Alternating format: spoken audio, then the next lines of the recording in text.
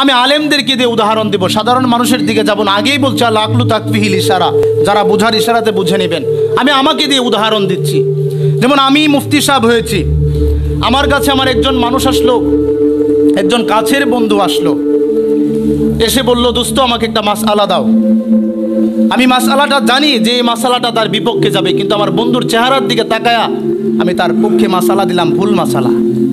এখানে কিন্তু তার থেকে আমি দুনিয়ার কিছু পেলাম না, কিন্তু পরকালেও আমি কিছু পেলাম না। দুনিয়াতেও কিছু নাই, পরকালেও কিছু নাই, এভাবে ইমান বিক্রি করলাম। এটা ইমান বিক্রির এক সুরত। আরেকটা হলো, সাধারণ অন্য একজন মানুষ যাকে আমি চিনি না, আমার কাছে এসে বললেন, হুজুর স্ত্রী তালাকের বিষয়ে আমি কিছু কথা স্ত্রীকে বলেছি, আমার স্ত্রী কি তালাক হয়েছে কিনা, যদি হয়েও যায় আমাকে একটা মাসালা লিখে দিন যে হয়নি। আমি জানি স্পষ্ট তালাক হয়ে গেছে, এখন আমি মাসালা লিখে দিয়েছি তালাক হয়নি, অথচ আমি জানি হয়ে গিয়েছে।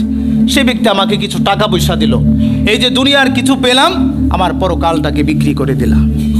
এটা হলো আরেকটা সুরত। আরও কিছু বিষয় আছে, আরেকটু ইঙ্গিত দেই।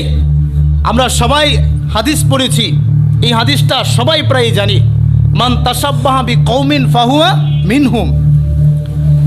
নবীজি বলেছেন, মান তাসাব্বাহা বিকৌমিন ফাহুয়া মিনহুম। কোনো ব্যক্তি যদি কোনো জাতির সাদৃশ্য অবলম্বন করে তাহলে সে তাদের অন্তর্ভুক্ত। সাদৃশ্য অবলম্বন করার মানে কিন্তু ওই ব্যক্তির মতো হুবহু হওয়া নয়। বললাম যে এই ব্যক্তিটাকে অমুকের মতো দেখা যায়, তার মানে কিন্তু সরাসরি অমুক নয়, অমুকের ফটোকপি উনি নয়। অমুকের মতো দেখা যায় বলতে কিছু আকার ইঙ্গিত ওনার সাথে মিল আছে। তো এই হাদিস দ্বারা কি বোঝা যায়, যদি বেদিন বদ্দিনদের সাথে আমাদের কিছু আকার ইঙ্গিত মিলে যায়, আমরা তাদের অন্তর্ভুক্ত। নবীজির হাদিস থেকে, ইহুদিরা পৃথিবীর ক্ষমতাকে খুব বেশি পছন্দ করে, এমনকি কিয়ামতের আগে এদের হাতে ক্ষমতা যাবে। দাজ্জাল মিনাল ইহুদি, দাজ্জাল ইহুদিদের থেকেই হবে। এটা নবীজির হাদিস, তখনকার জমানা। নবীজি বলে গিয়েছেন, এরা পৃথিবীর সবচেয়ে শক্তিশালী দল হবে। এই ক্ষমতার লোভ যদি আপনার আমার ভিতরে আসে, আমি কোন দলের সাদৃশ্য হলাম? পৃথিবীতে যেই মানুষগুলোর যে লোভগুলা জাহান্নামের দিকে নিয়ে যায়, এই লোভগুলা যদি একজন মুসলমানের ভিতরে আসে, সে কিন্তু ওই দলের সাদৃশ্য হলো। নবীজি বলছেন, সাদৃশ্য অবলম্বন করাই তাদের অন্তর্ভুক্ত। এবার বুঝেন, সাদৃশ্য হুবহু আপনাকে ইহুদি হতে হবে এটা আমি বলিনি। কোরআনের আয়াত সূরা মায়েদায় আল্লাহ রাব্বুল আলামিন বলছেন, লা তাত্তাখিজুল ইয়াহুদা ওয়ান নাসারা আউলিয়া।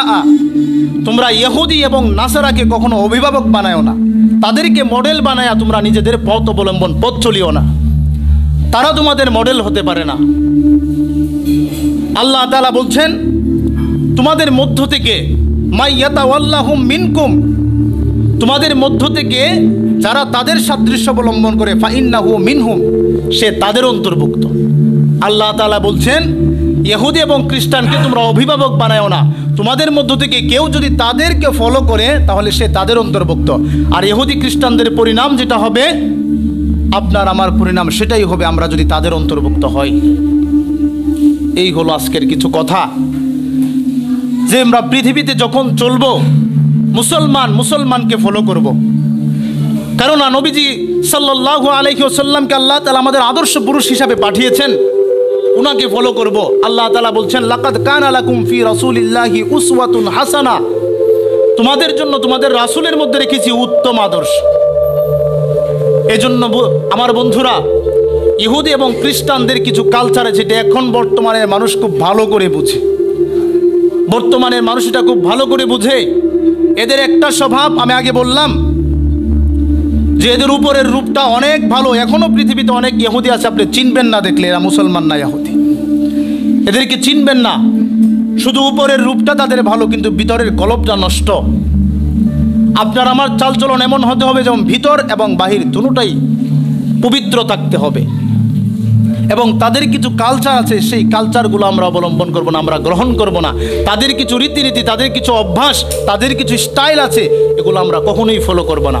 আর পৃথিবীর সবচেয়ে স্টাইলিশ এবং সবচেয়ে স্মার্ট মানুষ তো ছিলেন আপনার আমার নবী, আমরা ওনাকে ফলো করব, ওনার সাহাবায়ে কেরামকে ফলো করব, যে সাহাবায়ে কেরাম সম্পর্কে আল্লাহ নবী স্বীকৃতি দিয়ে গেছেন যে এদেরকে ফলো করো। আল্লাহ রাব্বুল আলামিন আপনাকে আমাকে জীবন চলার ক্ষেত্রে খুব সাবধানতা অবলম্বন করে আল্লাহ তাআলার দিন মানার তৌফিক দান করুন, সকলে পড়ি আমিন।